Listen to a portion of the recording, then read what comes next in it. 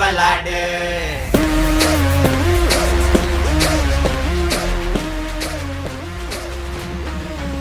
Hello நண்பர்களே, நம்ம வந்து நேற்று சொல்லியிருந்தோம் இன்றைக்கி வந்து கிளைமேக்ஸ் பகுதி பார்க்கலாம், நான் சந்தித்த அழகான பேயோட கிளைமேக்ஸ் பகுதி பார்க்கலாம் அப்படின்னு சொல்லிட்டு. சரி வாங்க நம்ம கிளைமேக்ஸ் பகுதிக்கு போகலாம். அதுக்கு முன்னாடி வந்து நேற்று என்ன நடந்துச்சுன்னு ஒரு நினைவுபடுத்திக்கலாம். எது வரைக்கும் விட்டுருந்தோம் அப்படின்னா, நம்ம மூவேந்தரை வந்து ஒரு 15 நாள் நீதிமன்ற காவலில் எடுத்துகிட்டு போகிறாங்க. ப்ளஸ் வந்து அவர் மேலே நிறைய புகார்கள் வருது அப்படின்றதோட முடிச்சிருந்தோம். ரெண்டாவது வந்து திருப்பி வந்து ஆஜராகிறாங்க எல்லாம் கோர்ட்டில் 15 நாள் கழிச்சு. கணபதி பிள்ளை மட்டும் வரல. கணபதி பிள்ளை யாருன்னா மூவேந்தரோட வக்கீல், அவர் மட்டும் வரல. பட் ஆனால் கேஸ் நடக்குது. நீதிபதி கேட்குறாரு, ஏன் வந்து வரல கணபதி பிள்ளை அப்படின்னு சொல்லிட்டு கேட்குறாரு. அதுக்கான ரீசன் வந்து சரியாக சொல்லலை. சரி ஓகே, இந்த கேஸுக்கு வந்து ஸ்ட்ரெயிட்டாக நம்ம தீர்ப்புக்கு போயிடலாம், ஏன்னா எல்லா ஆதாரமும் எனக்கு வந்துடுச்சு, இந்த ஆதாரங்களெல்லாம் வச்சு ஆராய்ச்சி பண்ணக்குள்ள நான் ஒரு முடிவு பண்ணிக்கிறேன், இதை வந்து நான் தீர்ப்பாக சொல்கிறேன் அப்படின்னு சொல்லிட்டு நீதிபதி சொல்கிறாரு. நீதிபதி வந்து தீர்ப்பை வாசிக்க ஆரம்பிக்கிறாரு. என்ன வாசிக்கிறாரு அப்படின்றத பார்க்கலாம். நிஷா, விக்ரம் ப்ளஸ் நிஷாவோட தந்தை, இவங்க 3 பேரும் வந்து கொலை செஞ்சது வந்து மூவேந்தர் தான் அப்படின்னு சொல்லிட்டு 2 சாட்சிகள் மூலமாக எனக்கு நிரூபணம் ஆயிடுச்சு. ஸோ அந்த சாட்சிகளை வச்சு பார்க்கக்குள்ள இவர் தான் குற்றவாளின்னு 100% தெரியுது. ஸோ இந்த குற்றவாளி வந்து 3 கொலையை வந்து கொடூரமாக செஞ்ச காரணத்தால் அவருக்கு வந்து ஆயுள் தண்டனை விதிக்கிறேன் அப்படின்னு சொல்லி சொல்கிறாரு. பட் அதுக்கப்புறம் இன்னொன்று சொல்கிறாரு, அந்த ஆயுள் தண்டனை முடித்த பிறகு அவருக்கு தூக்கு தண்டனை நிறைவேற்ற வேண்டும் அப்படின்னு சொல்கிறாரு. ஸோ ஆயுள் தண்டனை முடிஞ்சு தூக்கு தண்டனை உடனே மூவேந்தர் மூஞ்செல்லாம் மாறுது. ஏன்னா இது வரைக்கும் அவர் வந்து இப்படி ஒரு சுச்சுவேஷனை சந்திச்சதெல்லாம் இதுதான் ஃபர்ஸ்ட் டைமு. கேஸுக்கும் இது வரைக்கும் யாரும் போனதில்லை. பட் ஆனால் இப்போ அவர் மேலே நிறைய கேசஸ் வந்து குவிஞ்ச உடனே வந்து அதுக்கு மேலே அவரால் பணபலத்தை வச்சு வேறு எதுவும் பண்ண முடியலையே அப்படின்னு சொல்லிட்டு ஒரு கோபம். அதே சமயம் வந்து சரி ஓகே, கோர்ட்டில் தீர்ப்பு கொடுத்துட்டாங்க, வேறு ஒன்றும் பண்ண முடியாதுன்ற ஒரு பரிதவிப்பு வேறு அவர்கிட்ட இருந்துச்சு. கோர்ட்லேருந்து கேஸ் முடிஞ்சோடனே எல்லாரும் வெளியே போகிறாங்க. மூவேந்தரை வந்து போலீஸ் கூட்டிட்டு போகிறாங்க. எங்கன்னா சிறையில் அடைக்கிறதுக்காக கூப்பிட்டு போகிறாங்க. நீதிபதி கலைஞ்சு போகிறாரு. ராகேஷ், பாலா, செல்வம் ப்ளஸ் வந்து ராஜா, இவங்க 4 பேர் வந்து ரொம்ப சந்தோஷமாக வராங்க. ஏன்னா வந்து அவங்க கிடைச்ச ஒரு விஷயம் வந்து நடந்துடுச்சு. அதேமாதிரி வந்து நம்ம பாலாவுக்கு வந்து செகண்ட் ஆஃப் கிடச்சிடுச்சு. அவர் எதிர்பார்த்ததோட ரொம்ப நல்லாவே கிடச்சிடுச்சு. சரி இதை வச்சு சூப்பராக ஒரு கதை பண்ணிடலாம் அப்படின்னு சொல்லிட்டு ஒரு ஆர்வத்தோடு அங்கேருந்து வெளியே வராங்க. வெளியே வரக்குள்ள வந்து நம்மளோட மூவேந்தரை வந்து சிறைச்சாலைக்கு எடுத்துகிட்டு போகிறதுக்காக ஒரு வேனில் ஏற்றுறாங்க. வேன் ஏறி கொஞ்சம் தூரம் நகர்ந்து பார்த்தீங்கன்னா ஒரு பெரிய சவுண்டு ஒன்று கேட்குது. என்ன சவுண்டு அப்படின்னு சொல்லிட்டு திரும்பி பார்க்குறாரு நம்ம பாலா. எல்லாருமே திரும்பி பார்க்குறாங்க. ஆனால் பாலா கண்ணுக்கு மட்டும் ஒரு விஷயம் தெரியுது. என்னன்னா அங்கே வந்து ஒரு அழகான பேய், அதாவது வந்து நிஷா வந்து தன்னோட முழு உருவத்தை வந்து அங்கே காமிக்கிறாங்க. ரொம்ப அழகாக இருக்காங்க. முன்னாடி என்ன நடந்தது அப்படின்னு சொல்லி ஒரு ரீவைண்ட் ஆகி இவருக்கு வருது. என்ன வருது அப்படின்னு கேட்டிங்கன்னா, அந்த வேன் வந்து போகிற வேகத்துலேருந்து டக்குன்னு யாரோ தள்ளி விடுற மாதிரி அந்த வேன் போய் வந்து ஸ்ட்ரெயிட்டாக இடித்து மூவேந்தர் வந்து மரத்து மேலே இடித்து அங்கேயே இறந்துடுறாரு. ஸோ இதுதான் அந்த விஷயம் நடந்தது. இது வந்து பாலா கண்ணுக்கு மட்டும் தெரியுது. பாலா வந்து ராகேஷ் கிட்ட பதட்டத்தோட சொல்கிறான், இந்த கொலையை வந்து பண்ணியிருக்கிறது நிஷா தான், யாருக்குமே அடிப்படல. அங்கே பார்த்தீங்கன்னா மூவேந்தர் மட்டும் இறந்து கிடக்கிறாரு, இது கண்டிப்பாக நிஷா தான் அப்படின்னு சொல்லிட்டு ஒரு மாதிரி பதட்டமாக யோசிக்கிறாரு. யோசிக்க ஆரம்பிச்சோடனே ராகேஷ் கேட்குறாரு, உனக்கும் நிஷாவுக்கும் என்ன சம்மந்தம், ஏன் வந்து நிஷா இந்த விஷயத்தில் உங்ககிட்ட சொல்லணும், இதை நம்ம என்னைக்கெல்லாம் யோசிச்சோமா அப்படின்னு கேட்குறாரு. இல்லை நம்ம இது வரைக்கும் அப்படி எதுவும் சிந்திச்சது இல்லையேன்னு சொல்லிட்டு யோசிக்கிறாங்க. சரி ஓகே, நிஷாவுக்கும் உனக்கும் என்ன கனெக்ஷன்ஸ் அப்படின்னு கொஞ்சம் சிந்திச்சு பாருன்னு சொல்லிட்டு அப்படி ஓரமாக ஒரு இடத்துல போய் உக்காடுறாங்க. அங்கே பதட்டமாக இருக்குது. எல்லாருமே வந்து மூவேந்தரை இறந்துட்டாரு, அவர் தூக்குற ஹாஸ்பிட்டலுக்கு கூப்பிட்டு போகிற விஷயத்தில் பதட்டமாக இருக்காங்க. இவங்க வந்து ஒரு சின்ன ஒரு இடம் ஒன்று இருக்குது. அந்த இடத்துல ஒரு மதில் மேலே வந்து இவன் உக்காந்துக்கிட்டு இருக்காரு. அதாவது வந்து பாலா உட்காந்துட்டு இருக்காரு. பாலா பக்கத்தில் நம்மகிட்ட தெரியுறது யாருன்னு பார்த்தீங்கன்னா நிஷா ரொம்ப அழகாக உட்காந்துட்டு பாலாவை வந்து பார்த்துக்கிட்டு இருக்காங்க. பாலாவுக்கு வந்து திரும்பி பார்க்குறாரு. இங்கே நிஷா இருக்கிறத அவரால் உணர முடியுது.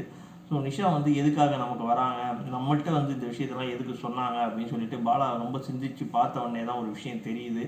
அங்கேருந்து நிஷா வந்து ஒரு விஷயத்த சொல்கிறாங்க. நான் ஒரு விஷயம் சொல்லியிருந்தேன், நான் லவ் பண்ண பையன் யார் அப்படின்னு சொல்லிட்டு எங்கள் அண்ணன்ட்ட சொல்கிறதா சொல்லியிருந்தேன், விக்ரம்கிட்ட. ஸோ இது வரைக்குமே நான் அதை யார்ட்டையுமே சொல்லவே இல்லை, உங்ககிட்ட சொல்கிறேன், நான் லவ் பண்ண பையன் நீ தான் அப்படின்னு சொல்லிட்டு பாலாட்ட சொல்கிறாங்க. பாலா வந்து அவருக்கு வந்து ஒரு குரல் வந்து ஒரு அமானுஷிய குரல் மாதிரி தான் கேட்குது. சரி ஓகே, நம்மள அந்த பொண்ணு லவ் பண்ணியிருக்குமா அப்படின்னு அவரு சிந்திக்கிறாரு. சிந்திச்ச உடனே தான் தெரியுது பாலாவோட சொந்த ஊர் வந்து கும்பகோணம், ப்ளஸ் இந்த பொண்ணோட ஊரும் வந்து கும்பகோணம்.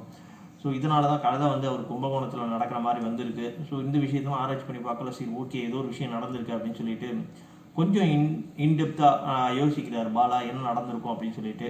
அப்போ ஒரு ரீமைண்ட் வருது. என்னன்னா வந்து நிஷா வந்து பாலாவோட பக்கத்து தெருவில் இருந்திருக்காங்க. பாலா நிஷா 2 பேருமே வந்து சின்ன வயசில் வந்து ஒன்றா படிச்சிருக்காங்க. சின்ன வயசுல வந்து நிஷா வந்து லவ் பண்ணியிருக்காங்க பாலாவை. அந்த விஷயத்தை வந்து பாலாக்கிட்ட சொல்ல முடியாமல் தவிச்சிட்டு இருந்திருக்காங்க. பட் ஆனால் ஒரு கட்டத்தில் வந்து சொல்லலாம் அப்படின்னு ஒரு முடிவு பண்ணியிருந்தாங்க. எப்போனா விக்ரம் வந்து ஊருக்கு போயிட்டு வந்தவொடனே சொல்லலாம் அப்படின்னு நினச்சிருந்தாங்க. பட் ஆனால் அதுக்குள்ளே இந்த விஷயங்கள்லாம் நடந்ததால் அவங்களால சொல்ல முடியல. ஸோ இப்போ வந்து அவங்க வந்து சரி மூவேந்திர வந்து நம்ம வலைக்குள்ளே வர வைக்கணும், அவர் சட்டத்தால் தண்டிக்கணும், அது ஊருக்கு தெரியணும், அதுக்கப்புறமா நம்ம கொல்லணும்னு ஒரு முடிவு பண்ணுறாங்க. நிஷா, அதாவது பேயா மாறின நிஷா வந்து முடிவு பண்ணி பாலாவை தேர்ந்தெடுத்து பாலாக்கிட்ட இந்த விஷயத்தெல்லாம் எப்படி கொண்டு போனால் நடக்கும் அப்படின்னு ஒரு விஷயத்த தெரிஞ்சு பாலாக்கிட்ட கொண்டு போயிட்டு ஒரு விஷயத்த நடத்தி முடிச்சிருக்காங்க அப்படின்னு ஒரு ஃப்ளாஷ்பேக் ஒன்று போன உடனே நம்ம முடிக்கிறோம் இதோட கதையை. ஸோ இந்த கதையை வந்து நீங்கள் எத்தனை பேர் ரசித்து கேட்டிருப்பீங்க, இல்லை சில பேருக்கு பிடிக்காமல் இருந்திருக்கலாம், இல்லை சில பேருக்கு வந்து நான் சொல்கிறது பிடிக்காமல் இருந்திருக்கலாம், இல்லை இதை வேறு மாதிரி பண்ணியிருக்கலாமே அப்படின்னு சொல்லிட்டு உங்களுக்குள்ள நிறைய சஜஷன் இருக்கலாம். உண்மை என்னன்னா எங்கள்கிட்ட இப்போதைக்கு இந்த லாக்டவுனில் இருக்க ஒரு பொருளாதாரத்தை வச்சு எங்களால் என்ன பண்ண முடியுமோ அந்த பெட்டர் உங்கள்கிட்ட கொடுத்தோம். ஸோ நம்ம வந்து அடுத்த கதை வந்து முழுசாகவே ரெடி ஆகி பர்ஃபெக்டாக வச்சுருக்கோம். பட் ஆனால் இந்த மாதிரி சொல்ல போகிறதில்ல. அடுத்த தாடி கண்டிப்பாக 2Dயில் தான் வரும். அது கொஞ்சம் செலவு எடுக்கும், அதே சமயம் கொஞ்சம் டைமும் எடுக்கும்.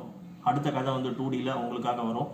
ஸோ இதோட நம்ம ஸ்டோரி முடியுது. நம்ம ஸ்டோரி முடிஞ்ச பிறகு உங்களுக்கு ஒரு சில டவுட் இருக்கும். என்ன டவுட்னா, கணபதி பிள்ளை ஏன் வந்து நீதிமன்றத்துக்கு வரல அப்படின்னு சொல்லி உங்களுக்குள்ள டவுட் இருந்தால் அதுக்கான ரீசன் நான் சொல்கிறேன். கணபதி பிள்ளை வந்து அவர் வீட்டில் உட்காந்துட்டு இருக்காரு. அவரோட அசிஸ்டன்ட் வந்து கேட்குறாரு, சார் இன்றைக்கி வந்து அந்த கேஸ் இறங்கி நீ ஏன் போகல அப்படின்னு கேட்குறாரு. கணபதி பிள்ளை வந்து ரொம்ப கூலாக உட்காந்துட்டு தீர்ப்பு வந்தவுடனே ஒரு பதில் சொல்கிறாரு, இல்லை இது வந்து ரொம்ப ஒரு மோசமான விஷயம், ஒரு கதைக்காக ஒரு 3 உயிரை எடுக்கிறதுன்றது வந்து ரொம்ப மோசம் இல்லையா அந்த உலகத்தில், அதனால தான் நான் போகல அப்படின்னு சொல்கிறாரு.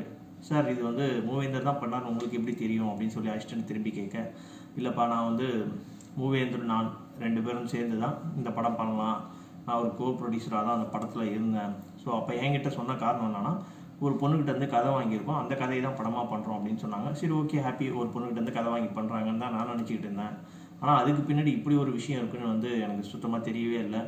பட் ஆனால் இந்த விஷயத்தை கேட்டோன்னே எனக்கு ரொம்ப ஷாக்காக இருந்துச்சு. பட் ஆனால் அந்த கேஸை வந்து ஈஸியாக உடைச்சிருப்பேன் நான், இதில் ஒன்றுமே இல்லை ஆதாரம் அப்படின்னு சொல்கிறாரு கணபதி பிள்ளை.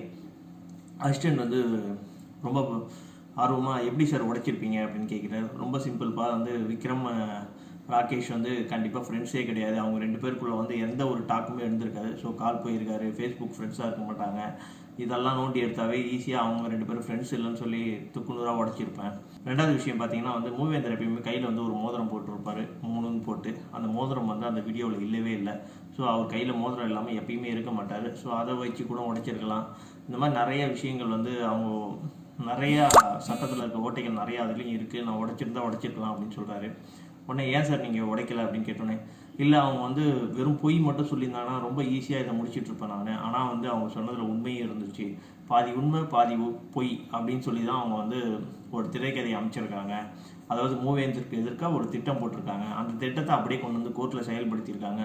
ஸோ இதை உடைச்சிருக்கலாம். பட் ஆனால் வந்து இது ஒரு 3 பேர் லைஃப்பை வந்து கொண்டு இருக்காரு. பட் அவருக்கு தண்டனை கிடைக்கணும், அதுதான் உண்மையான விஷயம். ஸோ அதனால தான் நான் கோர்ட்டில் ஆஜராகலை அப்படின்னு சொல்லி கணபதி பிள்ளை வந்து சொல்லிட்டு சிரிக்கிறாரு. இவ்வளோ தாங்க இந்த கதை. ஸோ இதோட நம்ம இந்த கதையை முடிச்சுக்கலாம். நம்ம வந்து நாளைக்கு பார்க்க முடியாது, கொஞ்ச நாள் கழித்து வந்து எங்களோட புது முயற்சியில் இன்னொரு கதையை உருவாக்கியிருக்கோம். அந்த கதையை பற்றி கொஞ்ச நாள் கழித்து பேச ஆரம்பிக்கலாம்னு ஒரு 2D வடிவில் பிக்சரைஸ்லாம் பண்ணி ஒரு கம்ப்யூட்டரைஸ் பண்ணி ஒரு விஷயம் செய்ய போகிறோம். ஸோ அது கொஞ்சம் டைம் எடுக்கும். அந்த லாக்டவுன் முடியணும். லாக்டவுன் முடிஞ்சு அப்புறம் ஒரு மாதம் நாங்கள் ஃப்ரீயாக இருக்கணும். அதுக்கப்புறமா இந்த விஷயங்கள்லாம் ஆரம்பிக்கும். ஸோ இந்த கதை விஷயம் இல்லாமல் நாங்கள் இன்னும் நிறைய விஷயம் செய்ய போகிறோம். அந்த விஷயம் எல்லாமே லாக்டவுன் முடிஞ்ச பிறகு ஒன்று வரும். இப்போ லாக்டவுனில் வந்து ஜஸ்ட் எங்களால் இன்ஃபர்மேஷன் கொடுக்க முடியுது, அந்த இன்ஃபர்மேஷன் மட்டும் தான் செய்கிறோம். ஸோ நல்ல க்ரியேட்டிவான ஐடியாஸ் எல்லாமே வந்து லாக்டவுனுக்கு அப்புறம் வருன்றத உறுதியாக தெரிவிச்சுக்கிறேன். ஸோ அது வரைக்கும் நம்ம சேனலை வந்து ஃபாலோ பண்ணுங்கள், சப்ஸ்கிரைப் பண்ணி வச்சுக்கோங்க. அப்பப்போ நாங்களும் அப்டேட் கொடுத்துட்ருப்போம், அந்த அப்டேட்டை பாருங்கள். நம்ம வந்து வேற ஒரு கதையை வந்து பிரம்மாண்டமாக இன்னும் கொஞ்சம் மாதத்தில் பார்க்கலாம். அது வரைக்கும் உங்களிடம் விடைபெறுகிறது உங்கள் ரஞ்சித். பாய். நம்ம சேனல் உங்களுக்கு பிடிச்சிருந்தா லைக் பண்ணுங்கள், கமெண்ட் பண்ணுங்கள், உங்கள் ஃப்ரெண்டோட ஷேர் பண்ணுங்கள். கீழே ஒரு சப்ஸ்கிரைபர் பட்டன் இருக்கும், அந்த பட்டனை அமுத்திக்கோங்க. பக்கத்துலேயே ஒரு பெல் பட்டன் இருக்கும், அதை அமுத்திட்டிங்கன்னா எங்களோட அப்டேட்ஸ் லைவாக உங்களுக்கு நோட்டிஃபிகேஷனில் வந்துடும். Keep supporting us.